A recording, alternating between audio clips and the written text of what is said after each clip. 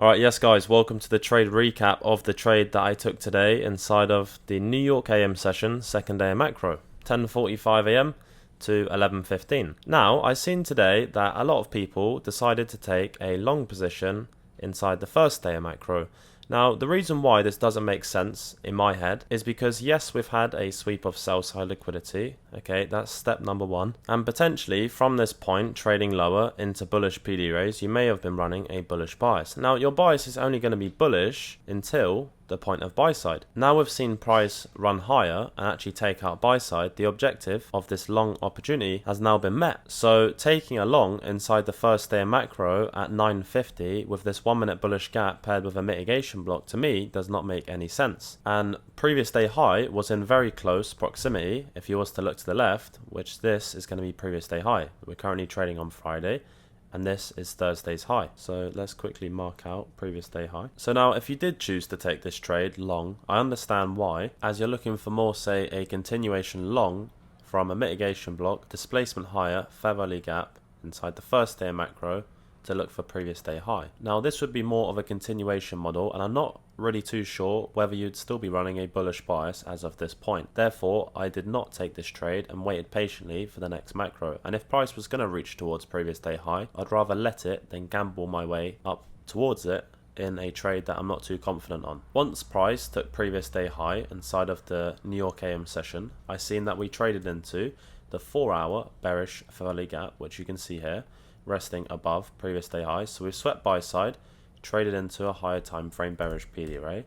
If you take a look on the hourly time frame as well, we've now traded into the hourly bearish fair value gap, which you can see there. So both the 4-hour and the hourly time frame is now bearish. So if we now look on the lower time frame to monitor price inside of the second day of macro, this is my thought process to taking the trade today, which secured me $31,000 across multiple different prop firm accounts, including my live account, where I secured around $4,000 on my live account alone, as it was a B plus setup, so I took it with half position size. Otherwise I would have secured around $8,000 to $10,000.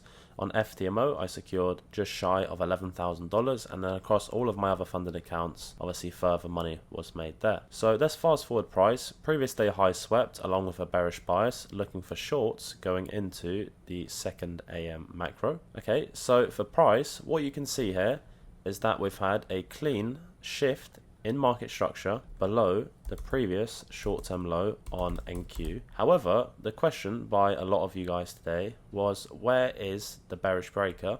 Where is the mitigation block? Now, good question.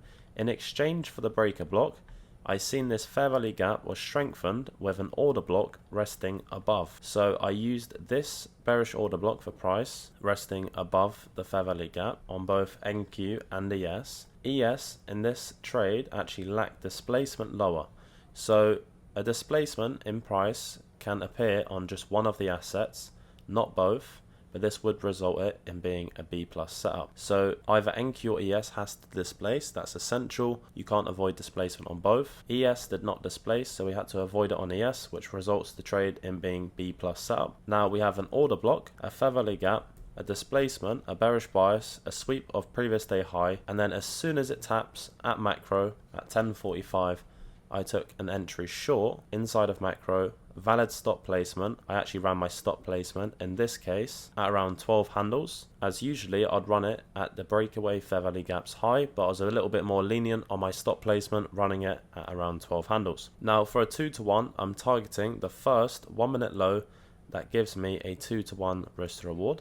So if you mark out that first 1 minute low on both NQ and ES, and if that's taken on ES prior to NQ, then I will close out of this trade entirely. I took this trade with 8 contracts on my live account. I ran my stop placement at this point, and I ran my TP just above the point of sell side that I'm looking to target. So let's let this trade play out. Okay, so price ends up taking out this short-term low, which is a bit further away from break even. The trade is obviously over 50% of completion, so stop placement by this time was already fully to break even, so it's completely risk-free. And then shortly after, you can see that our TP was absolutely destroyed, and I secured just shy of 2.65 risk to reward on this trade and secured around $31,000 on the day. So if you guys did find this quick, easy trade recap on the day useful and you do enjoy these trade recaps, make sure to drop a comment and a like on this video if you found it useful.